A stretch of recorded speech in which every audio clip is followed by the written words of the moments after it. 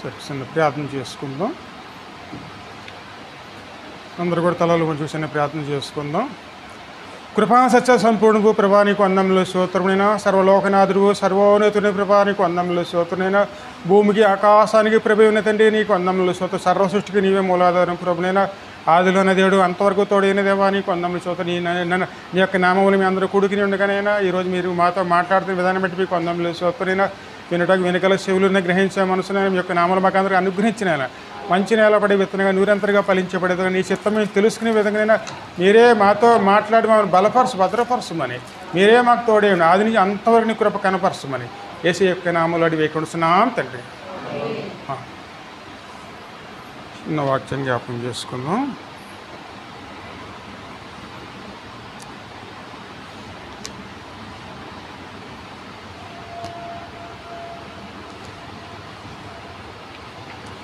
మత్తయి సువార్త 17వ అధ్యాయంలో మొదటి వచనం జ్ఞాపకం చేసుకుందాం. 6 దినములైన తర్వాత యేసు పేతురును, యాకోబును, అతని సహోదరుడైన యోహానును వెంటబెట్టుకుని ఎత్తైన ఒక కొండ మీదకి ఏకాంతంగా పోయి వారి ఎదుట రూపాంతరము పొందెను. హల్లెలూయా. ఇక్కడ 6 దినములైన తరువాత, ఎందుకంటే మరి 6 దినములైన తర్వాత అంటే ఈ రూపాంతరం ముందు అంటే 6 రోజుల క్రితం ఏం జరిగిందో కూడా మనం ఒకసారి గమనించుకోవాలండి. ఎందుకంటే ప్రభు చిత్తం వేరు, మన చిత్తం వేరే. మరి 6 రోజుల క్రితం ఏం జరిగిందో దాని గురించి ఈరోజు మరి కొద్దిగా జ్ఞాపకం చేసుకుందాం. అప్పుడు మనకి వాక్యం పరిపూర్ణంగా మనకు అర్థమవుతుంది. 6 రోజుల క్రితం ఏం జరిగిందంటే ప్రభువు తాను చేయబోయే కార్యాన్ని శిష్యులకు వివరిస్తున్నారు. ఎందుకంటే ఆయన ఈ లోకానికి ఎందుకు వచ్చారు? ఆయన తాను ఈ లోకానికి వచ్చిన ఉద్దేశం ముందు శిష్యులు తెలుసుకోవాలి. ఆ విషయాన్ని వారికి వివరిస్తున్నారండి. ఆ విషయం 16వ అధ్యాయంలో ఉండొచ్చు చూడండి.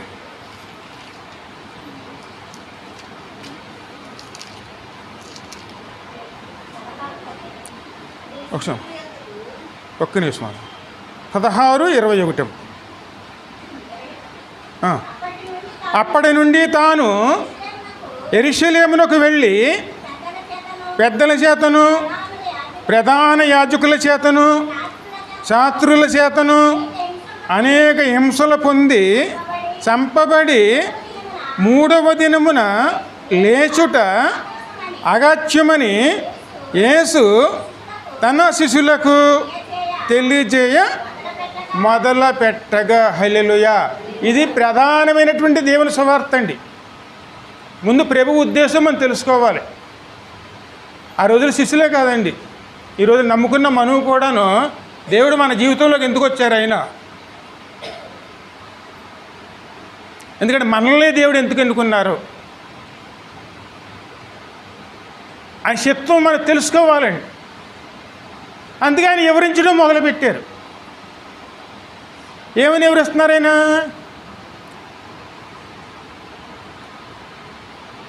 ప్రధాన యాజకులను, శాస్త్రుల చేతను అనేక హింసలు పొంది చంపబడి 3వ దినము లేచుట అగత్యమని యేసు తన శిష్యులకు తెలియజేయ మొదలుపెట్టగా పేతురు ఆయన చెయ్యి పట్టుకుని, ప్రభువా అది నీకు దూరమగును గాక. ఎందుకంటే ప్రభు చిత్తం ఎప్పుడూ కూడాను తను చేయబోయే పని మీద ఉందండి.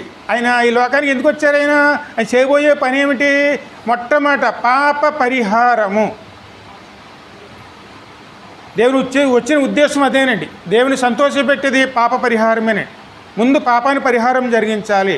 ఈ లోకానికి ఉన్నటువంటి ఏలుబడి చేస్తున్న పాపాన్ని ముందు పరిహరించబడాలండి. అది మన జీవితంలో జరగాలి. అదే దేవునికి మొట్టమొదటి ఆయన క్రియ. ఆయన అది మన జీవితంలో జరగాలండి.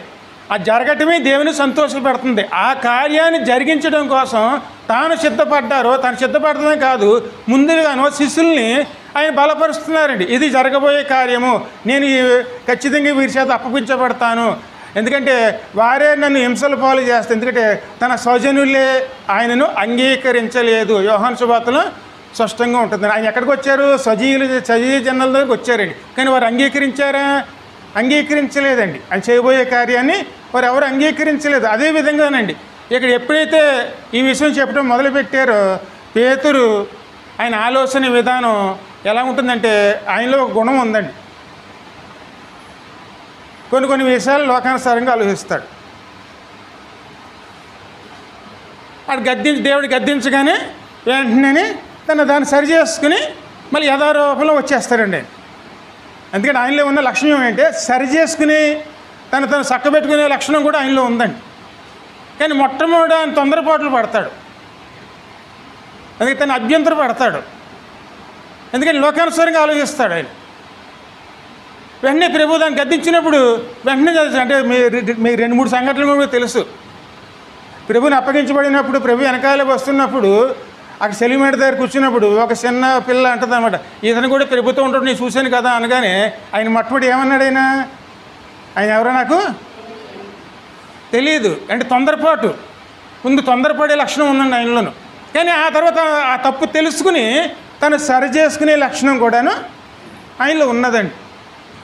ఎప్పుడూ కూడాను పడినవాడు తిరిగి లేగటమే ఉత్తమమైన లక్షణం అండి. ఎందుకంటే మన లోకంలో ఉన్నవారు పడిపోతూ ఉంటాం, కానీ పడిన తర్వాత ఆ సంగతి గ్రహించుకుని వెంటనే తిరిగి లెగిసి ప్రభువును అనుసరించేవారునే నీతిమంతుడు 10 మార్లు పడినను తిరిగి లేసును. ఎప్పుడు మనం సరి చేసుకుని ప్రభువుతో నడవటానికి ప్రయాసపడేవారునే ఉండాలి. అభ్యంతర పడుతున్నాడు ఆయన గ్రహించలేకపోతున్నాడు ప్రభు చేయవలసిన కార్యాన్ని. కానీ ఈయన ఎలా చూస్తున్నాడు? అయ్యో ప్రభు దేవుని కుమారుడు ఈయన అప్పచెప్పేస్తే ఈయన చిత్రహింసలు పాలు చేసేస్తారు, ఇప్పుడు అది ఈయన చెప్తున్నారు, ఈ బాధలు ఈయన పడకూడదు, దేవుని కుమారుడు అని చెప్పి ఈయన ఆలోచిస్తున్నాడు. ఆలోచించి ప్రభుకు మొట్టమొదటి అన్నమాట, ఇది నీకు ఎట్టుగా నీ ఎడలు జరగకుండానే కాక, అది జరగకపోతే మనకి రక్షణ లేదండి. అందుకే పాపం ఏమి కోరుతుంది? ఖచ్చితంగా బలేనండి. ఇంకా ముందు చదువు. అయితే ఆయన పేదరి వైపు తిరిగి, సాతానా నా వెనకకు పొమ్ము, నీవు నాకు అభ్యంతర కారణమై ఉన్నావు. హల్లెలూయా. ఇది మనం గ్రహించుకోవాల్సిన విషయం అండి. దేవుడు మనలో కార్యం చేయాలనుకుంటున్నారు. మనలోకి ఆయన వచ్చారు. ఆయన వచ్చి మన కోసమే శిలువ మీద మరణిస్తున్నారు. అది మనం గ్రహించుకోవాలండి. కానీ ప్రభు కార్యం చేస్తున్నప్పుడు ప్రభు కార్యానికి మనమే అభ్యంతరకరంగా ఉండకూడదు. అయితే మనమే అభ్యంతరకరంగా ఉండకూడదండి. ప్రభు కార్యంలో మనం కూడా పాల్పొంది తీసుకునేవారునే ఉండాలి. సాతానా నా వెనక్కు పొమ్ము. చదువుమ్మా.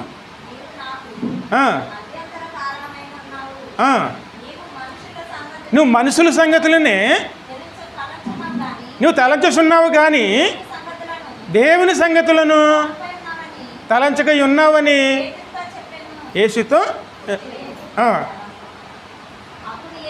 అప్పుడు యేసు శిష్యులను చూసి, ఎవడైనను నన్ను వెంబడించగోరిన ఎడల తన్ను తాను ఉపేక్షించుకుని మన సిలువని ఎత్తుకుని నన్ను వెంబడింపవలెను. హల్లెలూయా. మొట్టమొదట చేయవలసిన పని అండి. దేవుడు మన కోసం సిలువ మీద మరణం అవుతున్నారండి. ఖచ్చితంగా నా కోసం, మీకోసం, మన అందరి కోసం. అది మనకు అందరికీ తెలుసు, దాన్ని గ్రహించుకున్నాం. కానీ మన కోసం ఎందుకు సిలువ మీదకి వెళ్ళవలసి వచ్చింది? ఏ కారణం చేత సిలువ మీదకి వెళ్ళవలసి వచ్చింది? ఆ కారణాన్ని మనం ప్రభు సిలువ వేయబడింది కాబట్టి ఆ కారణాన్ని ఏం చేయాలి? మనం వెంటనే సిలువ వేసి దాన్ని సమాధి చేసి మనం ప్రభుతో పాటు తిరిగి లేచి కొత్త జీవితాన్ని ఆరంభించేవారునే మొదలు పెట్టాలండి. అది దేవుడు కోరుకుంటున్నారండి. కానీ వీళ్ళు పరిపూర్ణులుగా అవ్వలేదు ఇంకా. ఎందుకంటే వీళ్ళు అభ్యంతరకరంగా ఉన్నారు. ఇది అక్కడ ప్రధాన శిష్యులు ఎవరు? పేతురు మొట్టమొదట. అందు గురించే ఆయన ప్రభుకి పరిపూర్ణంగా తను ఏమిటో తెలియజేసుకునే విధంగాను అక్కడ ఆ కొండ మీద దగ్గర తీసుకెళ్ళారు. కొండ మీద తీసుకెళ్ళిన తర్వాత వారి ఎదుట రూపాంతరము పొందేరు. ఈ కారణం చేతనండి. ఇప్పుడు ఆ సమయంలో ఎవరెవరు ఉన్నారు? పేతురు, యోహాను, యాకోబుని. ఇంకా ముందుకు వెళ్తుంది 17వ అధ్యాయం.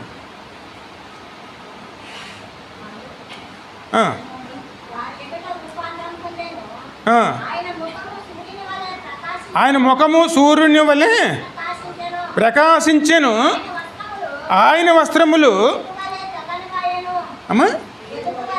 మెరుపు వలె తెల్లని వాయెను. మరి ప్రభు తను చేయబోయే కార్యాన్ని గురించి ఒక్క 2 శరణాలు మనం జ్ఞాపకం చేసుకుంది. ఒక్క శరణమే, ఎందుకంటే దేవుడు మనకి ఏమై ఉన్నారో స్పష్టంగా ఉంటుంది. పాపికి ఆశ్రయుడేసు రక్షకుడు భువిలో బలిగా మరణించెను.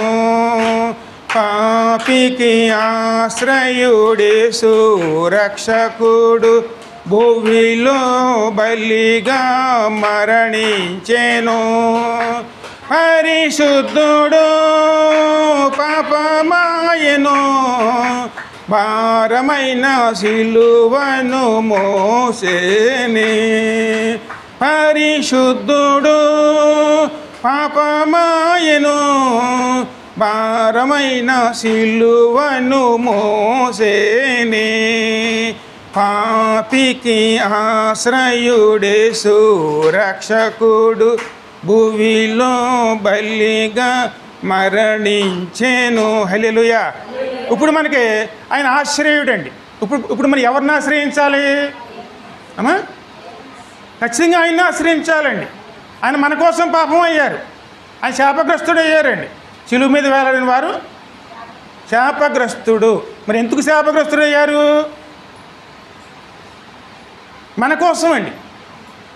కానీ ఆయన ఎవరైనా అది మనం గ్రహించుకోవాలి. ఎందుకంటే మనం ఆరాధిస్తున్న దేవుడు, మనం నమ్ముకున్న దేవుడు, మన కోసం వచ్చిన దేవుడు నిజంగా ఆయన ఎవరు, ఆయన ఏమై ఉన్నారు, అది పేతురుకు చూపించడానికే ఆయన కొండ మీద రూపాంతరమే. కొండ అంటే సియోను. సియోను హెర్మోను కొండ అంటారు, సియోను కొండ అంటారు. సియోను అంటే ఏమిటి? దేవుని మందిరము. దేవుని మందిరంలో ఎవరు ఉంటారండి? ఆయనేనండి. ఆయన రూపాంతరం ఎందుకు? తను ఏమిటో చూపించారండి అక్కడ. ఆ రూపాంతరం ఎలా ఉన్నదంటే అమ్మ ప్రకటన గ్రంథంలో 1వ అధ్యాయంలో 14 నుంచి చదువమ్మ.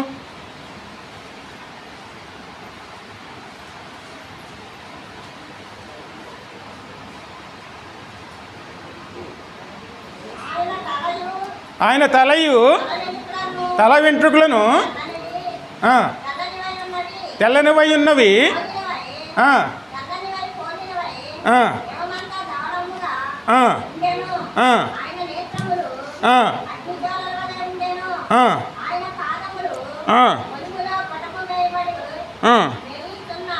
ఒక్క నిమిషం 13 నుంచి కూడా చదవండి అమ్మా.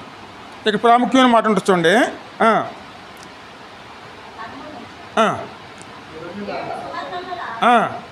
7 సువర్ణ దీపస్తంభములను, ఆ దీపస్తంభముల మధ్యను మనుష్య కుమారుని పోలిన ఒకరిని చూసి తిని, ఆయన తన పాదములను మట్టుకును దిగుసున్న వస్త్రము ధరించుకొని రొమ్మునకు బంగారు దట్టి కట్టుకొని ఉండెను. ఆయన తల వెంట్రుకలను తెల్లని ఉన్నవి పోలినవై హిమమంతా ధవళముగా ఉండెను. ఆయన నేత్రములు అగ్నిజ్వాలలై ఉండెను.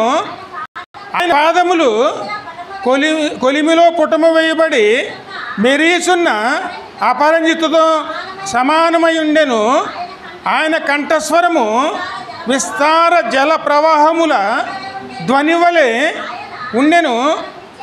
ఆయన తన కుడి చేత 7 నక్షత్రములు పట్టుకుని ఉండెను. ఆయన నోటి నుండి 2 అంచులు గల వాడి అయిన ఖడ్గమొకటి బయలు వెళ్ళుచుండెను. ఆయన ముఖము మహా తేజస్సు ప్రకాశించున్న సూర్యుని వలె ఉండెను.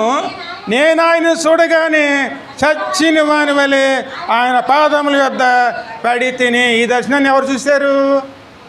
పేతురు, యోహాను, యాకోబునండి. ఏ స్థలంలో చూశారు? చీయను కొండలో. చీయను అంటే మందిరంలోనే. ఖచ్చితంగా ఈ దర్శనం మనకు ఎప్పుడు కూడాను దేవుని దర్శించాలండి, ఆయన చూడాలి. ఆత్మీయ నేత్రులతో మనం ప్రభును చూసేవారునే ఉండాలండి. ఎందుకంటే మనకోసం సిలువ మీదకి వెళ్ళిన ఆయన ఈ రకంగా ఉంటారండి. ఆయన దీపస్తంభముల మధ్యన సంచరిస్తూ ఉంటారు. 7 ఆత్మలు కలిగినటువంటి దేవుడు, 7 నేత్రములు కలిగినటువంటి దేవుడు అండి. అలాగే 7 దీపస్తంభముల మధ్యన సంచరిస్తున్నారు. దీపస్తంభములు అంటే సంగముల మధ్యన అండి. ఆ సంఘంలో ఉన్నారు, ఈ సంఘంలో ఉన్నారు అనుకోవాల్సిన అవసరం లేదండి. ఆయన ఎక్కడైనా సరే ఉండగలరండి. 2-3 ఉన్నా ఉంటారు, 1000 కొలది ఉన్నా ఉంటారండి. సంఘం అంటే ఎవరు? క్రీస్తేనండి. ఆయనలో మనం రూపాంతరం చెందాలి. ఎందుకంటే చూపించేది ఏమిటంటే ఆయనలాగా మనం మారాలి. ఇప్పుడు ఆయన రూపాన్ని దర్శించాం మనం, ఇప్పుడు ఆయనలాగా మనం మారాలి. అందుకోసం ఆయన ఏం పెట్టారండి? ఆయన ప్రాణాన్నే పెట్టారు. కేవలం ఆయనలో నిలిచి ఉండాలి. ఆయన ఏమిటో తెలుసుకున్నాం మనం. తెలుసుకున్న తర్వాత ఆయనలా మారటానికి ఆయన చూపించిన స్థలంలో మనం రూపాంతరం పొందేవారునే ఉండాలండి. అది మనం ఈ స్థలంలో జరిగించవలసినటువంటి క్రియ. ఆ మాట మీరు రోమీలు 12లో చూడము, 2 నుంచి చదవండి.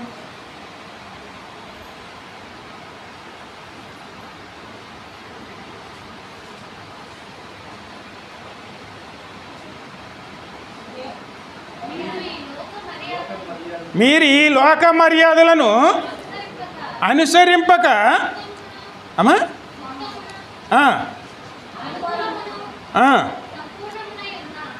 మీరు ఈ లోక మర్యాద అనుసరింపక ఉత్తమమును అనుకూలమును సంపూర్ణమునై ఉన్న దేవుని చిత్తమేదో పరీక్షించి తెలుసుకున్నట్లు మీ మనసు మారి నూతన మగుట వలన రూపాంతరము పొందుడి. మనము చేయవలసిన పని ప్రభు కొండ మీద రూపాంతరం చెంది తానేమిటో చూపించారు. మనము మందిరంలో రూపాంతరం చెంది ప్రభువులో మనం నిలిచేవారునే ఉండాలి. మందిరంలో ఏం జరగాలి? మనలో కార్యం వచ్చాము, ప్రార్థన చేసుకున్నాం, పాట పాడుకున్నాం, వాక్యాన్నాం, వెళ్ళిపోయాం, వచ్చాము వెళ్ళామన్న విధంగా ఉండకూడదండి. మనం రూపాంతరం చెందాలి ఖచ్చితంగానండి. మనం ఆయనలా మారితేనే మనం పరలోకానికి వెళ్ళేదండి. మనలాగా ఉండిపోయామనుకోండి పరలోకం వెళ్ళాలి. అందుకే లోక మర్యాదలను అనుసరించక. ఎందుకంటే లోకంలో ఉన్నది దేవునికి బద్ధ శత్రువులండి. దాన్ని మనం స్నేహించిన ఎడల మనము దేవునికి శత్రువులమే. దేవుని అనుసరించాలంటే లోకాన్ని ఎడవాలి, లోకాన్ని అనుసరించాలంటే దేవుణ్ణి ఎడవాలి. ఇందులో ఏది మంచిది మనకి?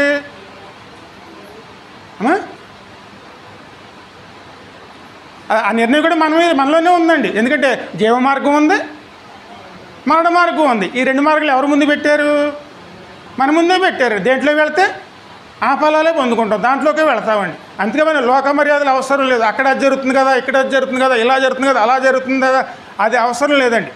బైబిల్ గ్రంథంలో ప్రభు చూపించిన పద్ధతిని, ఆ చిత్తాన్ని తెలుసుకుని ఆ చిత్తాన్ని మనం అనుసరించేవారునే ఉండాలి. మనం ఎవరిలాగా మారక్కర్లేదండి, ఆయనలా మారితే చాలు. అందుకే మనకి ఆదర్శం ఎవరు? ఆఖరికి ఆ నడిపించే పాస్టర్ గారి వల్లగా ఆయనలా మారమని కూడా వాక్యం చెప్పడం లేదండి. పరిసయ్యులకి అందను, శాస్త్రులకి అందను నీ నీతి అధికము కాని ఎడల, మన మత్తయి సువార్తలో ఉంది కదండి.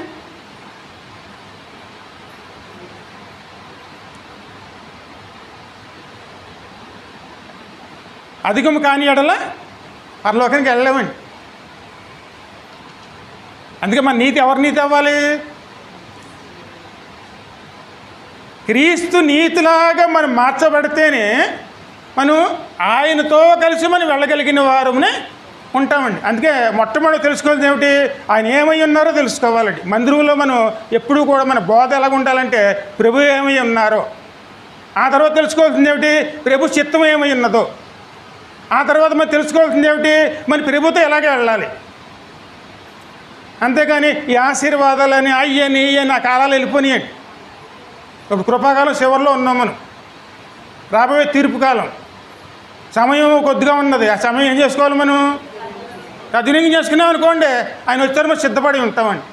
ఇంకాను మనం వాటి మీద ఉన్నాం అనుకోండి, మన సిద్ధపాటు ఉండదండి. ప్రభు ఏమిటో తెలుసుకోకుండా మనం ముందుకు వెళ్ళాలి. ఎందుకంటే ప్రభు ఏమిటో తెలియజేయడానికి రూపాంతరం చెందారు. అక్కడ ముందు ప్రభు ఏమిటో తెలుసుకున్నాం. తెలుసుకున్న తర్వాత దేవుడి చిత్తం ఏమిటి, దేవుడు నన్ను రక్షించడానికి కారణం ఏమిటి, ఆ కారణాన్ని తెలుసుకున్నాం. ఎందుకంటే మనలో ఉన్న లోపల మనకు కష్టంగా కనపడతాయండి. దీనికోసమే ఆయన మరణించారు.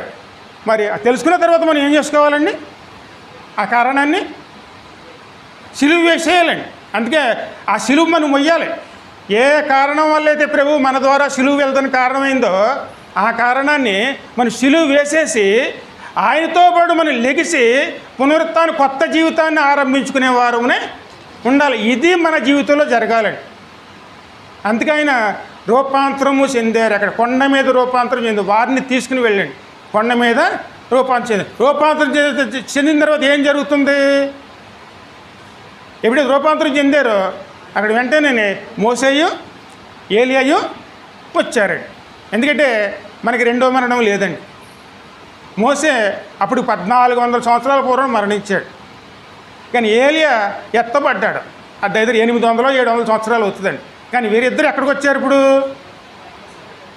యేసే దగ్గరికి వచ్చారు. మరి ఆయనలా మనం మారితే మనం కూడా యేసేతోనే ఉంటాం. ఆయనలా మనం మారితే ఆయనతో కలిసి మనం ఆయనలో నిలిచి ఆయన ద్వారా నడుచుకుంటే ఆయనతోనే మనం ఉంటామండి. అందుకే మనకేమన్నది? పునరుత్థానం. ఖచ్చితంగా మనకు పునరుత్థానం ఉందండి. మరి ఆ పునరుత్థానంలో పాల్గొని తీసుకోవాలంటే మొట్టమొదటి ఏం చేయాలి? ఆయన మాట వినటం మొదలు పెట్టాలండి. ఇది ఎప్పుడైతే జరిగిందో మళ్ళీ పేతురు మళ్ళీ అక్కడ తొందరపడతాం మొదలుపెట్టాడు. ప్రభు ఈ ముగ్గురికి కలిపి మీకోటి, మోసే కోటి, ఏలియా కోటి ఒక పర్ణశాల కట్టేద్దామా?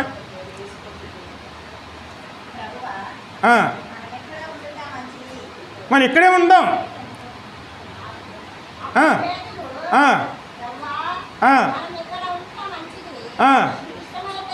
నీకు ఇష్టమైతే ఇక్కడ నీ కోటియు, మోసే కోటియు, ఏలియా కోటియు 3 పర్ణశాలను కట్టుదామని చెప్పాను. వెంటనే ఆకాశంలోంచి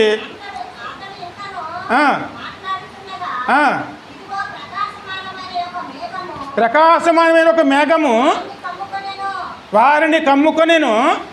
ఇదిగో ఇతడే నా ప్రియ కుమారుడు, ఈయనందు నేను ఆనందించుతున్నాను, ఈయన మాట వినుడి. ఎవరి మాట వినాలి మనం ఇప్పుడు? ఆయన ఎందుకు ప్రియ కుమారుడు అయ్యారు? దేవుని సంతోషకరమైంది పాపికి రక్షణ. మీరు ఎన్ని 100 కానుకలు వేసినా ప్రభుకు సంతోషం రాదండి. మీరు పాపాన్ని విడిచిపెట్టేసి ప్రభు సన్నిధిలో నిలిచి ఉండటానికే దేవుని సంతోషం అండి. ఎందుకంటే ఒక ఆత్మ రక్షించబడితే ఖచ్చితంగా పరలోకంలో ఏం జరుగుతుందండి? ఖచ్చితంగా విందు భోజనం అండి. అందుకే ఈయన నా ప్రియ కుమారుడు, ఈయన అందు నేను ఆనందించుచున్నాను, ఈయన మాట వినుడి.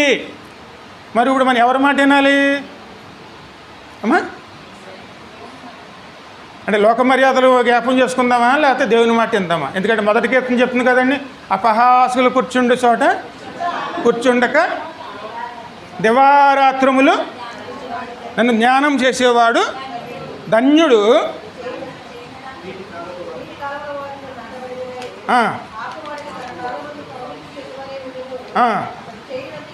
అతను చేయనిదంతయు సఫలమగును.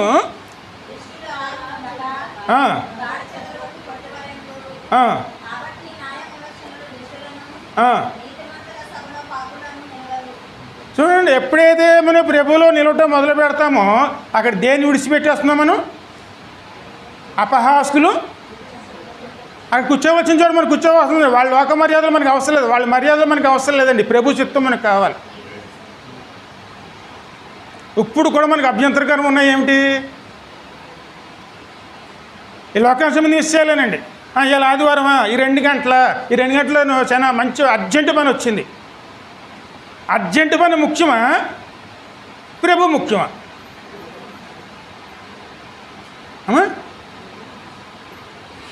పరలోకం ముఖ్యమా, ఈ లోకం ముఖ్యమా?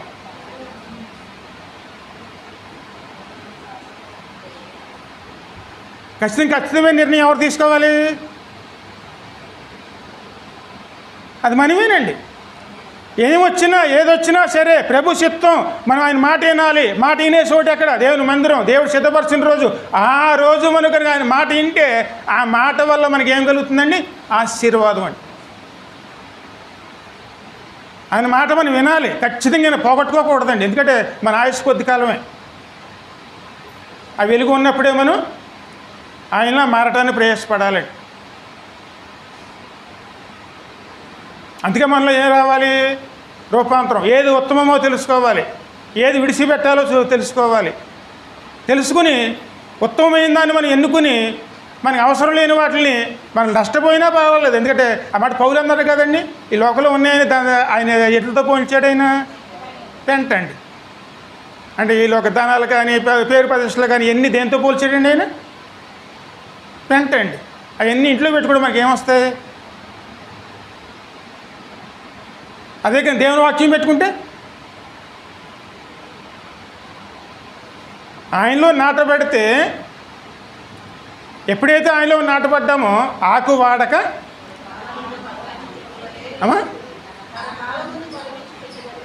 చెట్టు వల్లే ఉంటామండి. ఆ రోజు ఈ రోజు ఏం లేదు, నిత్యము ఫలాలు ఇచ్చేదేనండి. ఎందుకంటే ఆ జీవవృక్షం ఉన్న చోట 12 ననాలు కూడా ఫలాలతోనే ఉంటుందండి.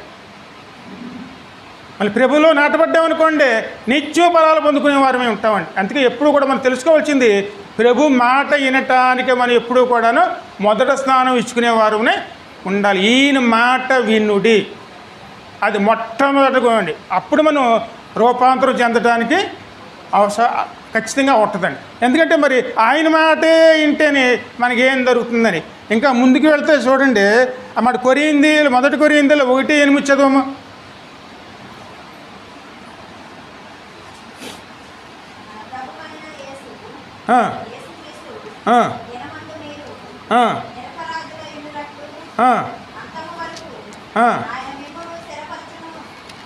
ఇంతగా ఎవరు మనల్ని స్థిరపరుస్తారు? ఈ లోకమా లేకపోతే ప్రభువా?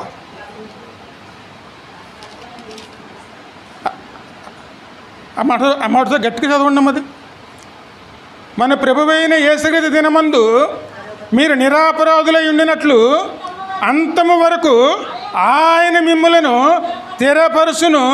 మన ప్రభువైన యేసుక్రీస్తు అను తన కుమారుని సహవాసమునకు మిమ్ములను పిలిచిన దేవుడు నమ్మదగినవాడు. ఈ లోకంలో మనం ఎవరిని నమ్మాలి? ఆయనేనండి.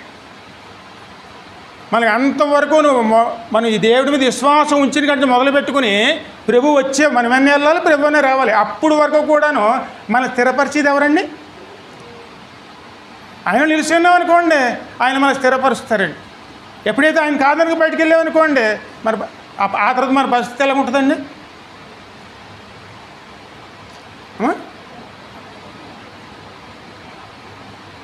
ఎందుకంటే చిన్న ఉదాహరణ చూడండి, కట్టేవాడు కావాలా, కూల్చేవాడు కావాలా?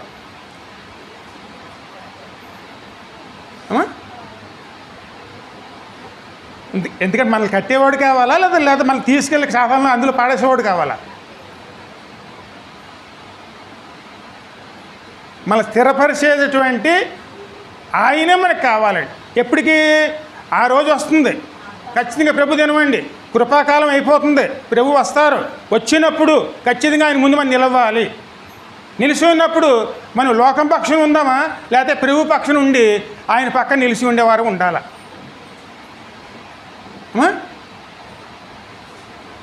ఈ పరిస్థితి మనందరికీ ఎదురవుతుందండి. ప్రభు వస్తారు, వచ్చినప్పుడు మరి ఎవరి పక్షం ఉండాలి?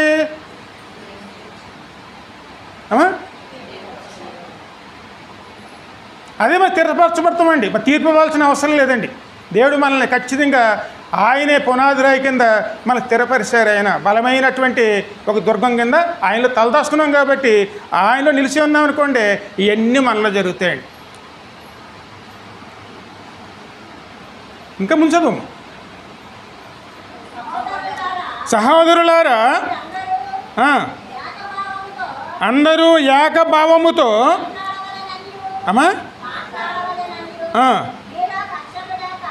మీలో ఏకభావంతో మాట్లాడవలెననియు, మీలో కక్షలు లేక ఏక మనసుతో ఏకాత్మతోనూ మీరు సంసద్దులే ఉండవలెననియు మన ప్రభువైన యేసుక్రీస్తు పేరిట మిమ్ములను వేడుకొనుచున్నాను. ఎప్పుడు కూడా మన సంఘంలో ఉండవలసినటువంటి ఇదేనండి.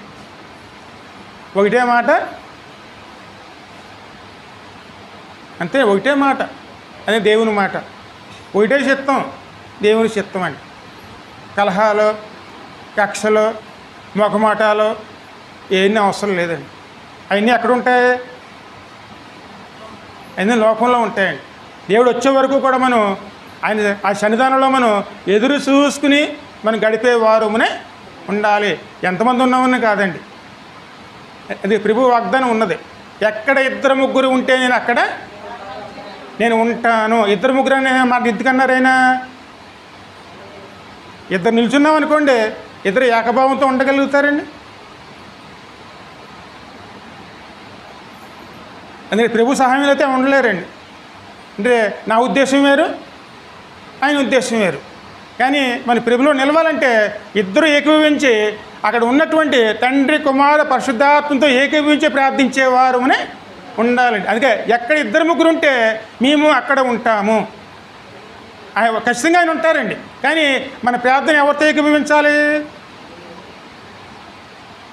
తండ్రి, కుమార, పరిశుద్ధాత్మ. మరి మనం ఇక్కడ ప్రార్థన చేస్తుంటే మిగతా వాళ్ళందరూ మనందరూ ఏం చేస్తున్నామండి?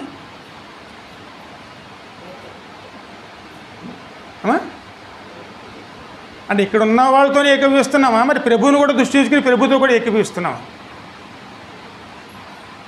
కేవలం ప్రార్థన నోటితోనే కాదండి, హృదయముతో కూడా జరగాలండి. ఖచ్చితంగా ఆయనతో ఏకీభవించాలండి. ఎందుకంటే ఆయన ఆయన ఆయన మన కోసం ఏం చేస్తున్నారు? ఆయన విజ్ఞాపన ప్రార్థన చేస్తున్నారు. అందుకే ఎప్పుడూ కూడా అంత జనం ఇంత జనం మనకు అవసరం లేదండి. ప్రభువుతో ఏకీభవించే వాళ్ళు ఎంతమంది ఉంటే అది దేవునికి అంత సంతోషపరుస్తుందండి. అందుకే మొట్టమొదటి తెలుసుకోవాల్సింది ఏంటంటే దేవుని చిత్తాన్ని తెలుసుకోవాలి, ప్రభుతో ఏకీభవించాలి, ప్రభుతో సమాధానకరమైన ప్రభులో నిలిచేవారునే ఉండాలి. అప్పుడు ఆ సంఘంలోనే ఆయన ఉంటారు. ఇంకా మనం ముందుకు వెళితే ఇంకోసారి ఏపీసీలకు రాసిపోతే 1వ అధ్యాయం 6 నుంచి 12 వరకు చదవము.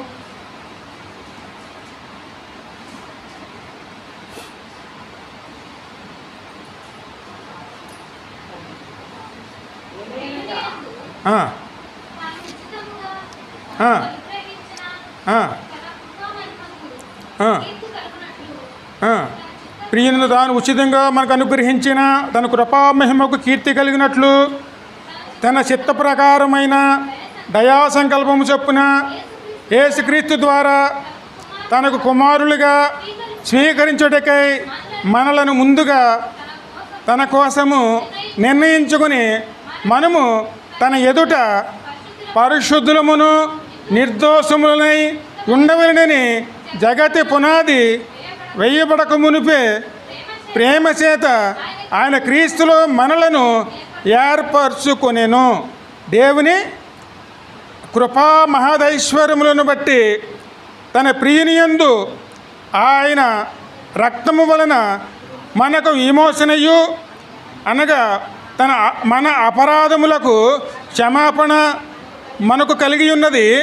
కాలము సంపూర్ణమైనప్పుడు జరగవలసిన ఏర్పాటును బట్టి ఆయన తన దయా సంకల్పం చొప్పున తన చింతము చొప్పున మర్మం మనకు తెలియజేసి సంపూర్ణ జ్ఞాన వివేచకులుటకు ఆ కృపను మన ఎడల విస్తరింపజేస్తును.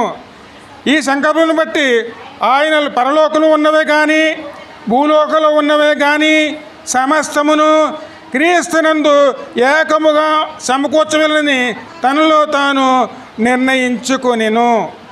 మరియు క్రీస్తునందు ముందుగా నిరీక్షించిన మనము తన మహిమకు కీర్తి కలిగించమని దేవుని తన చిత్త ప్రకారమైన సంకల్పం బట్టి మనల్ని ముందుగా నిర్ణయించి ఆయన యందు సాక్ష్యముగా ఏర్పరచెను. హల్లెలూయా. ఎప్పుడైతే మనం రూపాంతరం చెందుతూ ఆయన నిలిచి ఉంటామో ఇవన్నీ మనలో జరుగుతూ వస్తాయి. ఇప్పుడు మనం ఎవరం?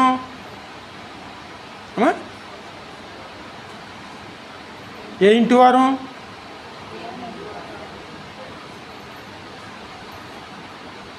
ఎందుకంటే మీరు ఎక్కడికి వెళ్తారో ఒకసారి వాక్యంలో చూపించి ఆయనకి ఇచ్చేస్తాను అయ్యగారికి. ఇంకా మా ప్రకటన గ్రంథం 21వ అధ్యాయంలో మొదటి వచనం చదువు.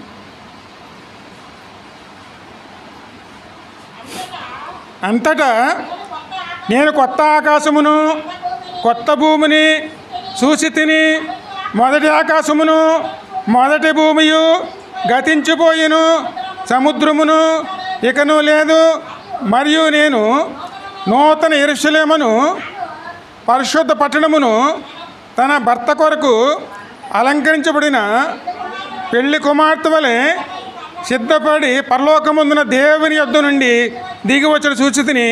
అప్పుడు ఇదిగో దేవుని నివాసము ఇంతకు ఎవరితో ఉందండి? ఎప్పటికైనా చూడండి, ఈ ఆకాశము భూమి మనం అనుకున్నవన్నీ కూడా గతించిపోవాల్సిందే. కానీ నిత్యం ఎవరుంటారు అమ్మా? ఆయనలో రూపాంతరం చెందారనుకోండి, మీరు ఉండి ఆయన ఇంట్లోకి వెళ్తారు. కానీ ఇక్కడ అవకాశం సద్వినియోగం చేసుకోలేదనుకోండి, అక్కడికి వెళ్ళవలసిన వారు కిందకి వెళ్తామండి. ఇందులో ఏది మనకు ఉత్తమం అండి? దేవుని ఇంట్లోకి వెళ్ళాలా, లేదా సాతాను ఉండే చోటుకి వెళ్ళాలా? ఈ భూమియు ఈ ఆకాశము ఇక్కడ ఉన్నాయి అన్నీ కూడా నిర్మూలమైపోతాయండి. ఈ మేళ్ళు మిద్దులు ఆస్తులు పాస్తులు మొత్తం అయ్యేవి ఉండవండి. అవన్నీ కాలం పరిపూర్ణం అయిపోయింది. ఇంకా అన్నీ విడిచిపెట్టేవలసిందే. కానీ మనం వెళ్ళే చోటు ఎక్కడ? అక్కడికి వెళ్ళాలంటే క్రీస్తులో మనం రూపాంతరం ఆయన మందిరంలో మనం ఆయన సన్నిధానంలో మనం పొందుకునేవారునే ఉండాలి. అందుకే వారు ముందు పెట్టి ఆయన రూపాంతరం చెందారండి. వెంటనే పరలోకంగా ఆయన వాక్యం ద్వారా బలపరుస్తున్నారండి. ఈయనే నా పీ కుమారుడు, ఈయన మాటనే మీరు వినుడి. అంటే ఈ కార్యం చేసేది ప్రభువే కాబట్టి ఆయనే అండి. అందుకే ఆయన మనకి ఆదర్శం. ఆయన ముందు పెట్టుకుని వెళ్ళామనుకోండి, ఖచ్చితంగా ఆయన అనుకున్న చోటుకు మనల్ని తీసుకెళ్తారు. అందుకే ఆయన చిత్తం తెలుసుకోవాలి, ఆయన ఉద్దేశం తెలుసుకోవాలి. అందుకే మనకి ఏం కావాలి? వెనకల చెవులు గ్రహించామా? ఈ రెండు ఎవరిస్తారన్న మనకి? అందుకే ప్రభు సన్నిధిలో మనం పొందుకోవాలంటే అడిగి పొందుకునేవారునే ఉండి. అందుకే నీతిమంతులుగా మనం మార్చేది ప్రభువే, కడక మళ్ళీ తీసుకెళ్ళేది కూడానండి ఆయనేనండి. సరే, చిన్న ప్రార్థన చేసుకుందాం. కృపా సత్య సంపూర్ణమైన ప్రభానికి వందములు స్తోత్రమైన స్తోత్రార్హుడు పరిశుద్ధుడు సర్వలోకనాథుడు సర్వోన్నతుని ప్రభానికి వందములు స్తోత్రమైన ఈరోజు వాక్యం ద్వారా మాట్లాడిన ప్రభానికి అవును ప్రభునైనా ఈ లోకానికి వచ్చిన ఉద్దేశం ముందు పెట్టి ఉన్నావు ప్రభునైనా. అవునైనా మమ్మల్ని నీతిమంతులుగా మార్చడం కోసమైనా కలవరశీలమై యాగమై ఉండవలసి ఉన్నదని మా ముందు పెట్టి ఉన్నదేవా నీకు వందం. అవునైనా మా కోసం మీరు యాగమవుతున్నప్పుడైనా ఏ చిత్తం మీదైనా ఏ ఉద్దేశంతో అయితేనే మీరు యాగమయ్యారైనా వాటిని మాలో నేను సిలువుగా నేను నిర్మూలం చేసి ప్రభునైనా నీ ద్వారా నడుచుకునే విధంగా మమ్మల్ని నడిపించబడితే సహాయం చేయండి. నీ సన్నిధిలో రూపాంతరం చెందుకునే ప్రభునైనా నీతో కలిసి మేము ముందుకు వెళ్ళే విధంగానైనా మీరే మమ్మల్ని నడిపించి బలపరచమని యేసు యొక్క పరిశుద్ధ నామములో అడిగి వేడుకొనుచున్నాం తండ్రి.